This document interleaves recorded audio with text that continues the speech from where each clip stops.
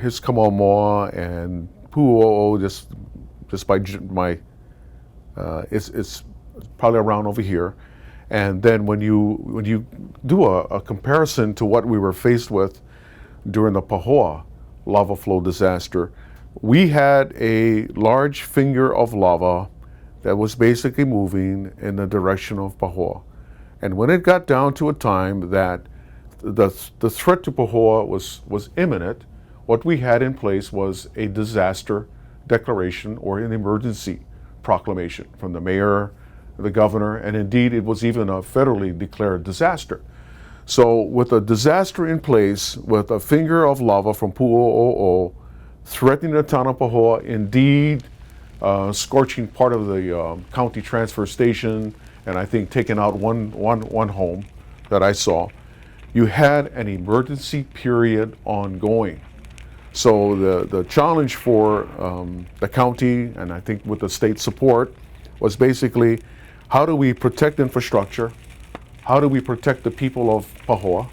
And what are the things we should do? So if you recall, the county went at work and built an access way, an alternate route on Railroad Avenue, which is still in place right now, but locked to access. And then they punched out Highway 130 from the vicinity of Kalapana, and they connected it with the Chain of Craters Road here as part of their alternate route and their thinking.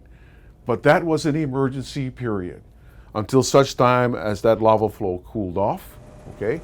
And for the last month, we have heard from the scientists at HVO that all indications are that the underground activity, okay, of that lava flow affecting Pahoa has been inactive.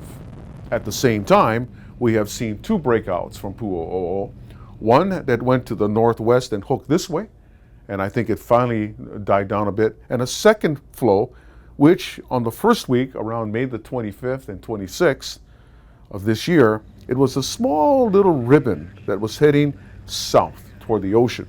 Well, that little ribbon now is the active flow called 61G for the time being, and it has gone into the northwest corner of the Royal Garden subdivision, and now it's making its way down that particular pulley. Now, again, the comparison and contrast, very, very distinct.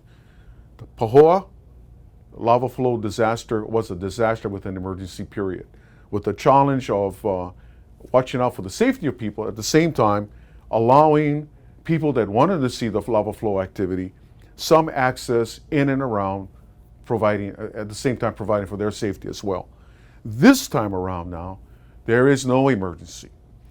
Could there be an emergency proclamation? That's yet to be seen. But as we've seen the lava flow come off Pulamapali, it is not threatening any infrastructure other than that emergency access road, which is about 8.5 miles long from 130 to the Chain of Craters Road connection here. It's an emergency access road. I think probably put up to the tune of about maybe $20 million of taxpayers' money. And that is the only really infrastructure, so to speak. There are no homes in that area.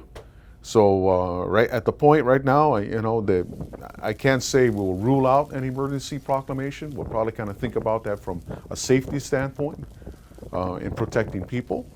But right now, it is not an emergency period. So what the sort of difference is, what we're offering people now is more on, in my world, it's more basically administrative, okay? Because lava is a hazard.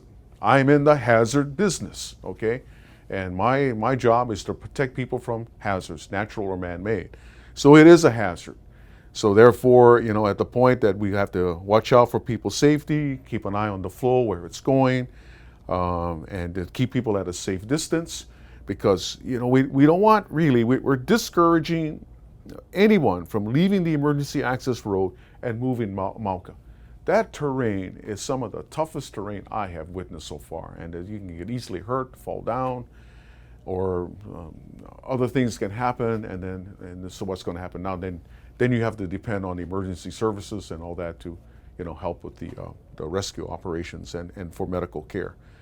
So I think we're offering something very, very unique, that we've never seen before, an emergency road that you can walk down, okay? and take your time and get to the other end, and a lot of opportunity to watch and be in a really a safe area.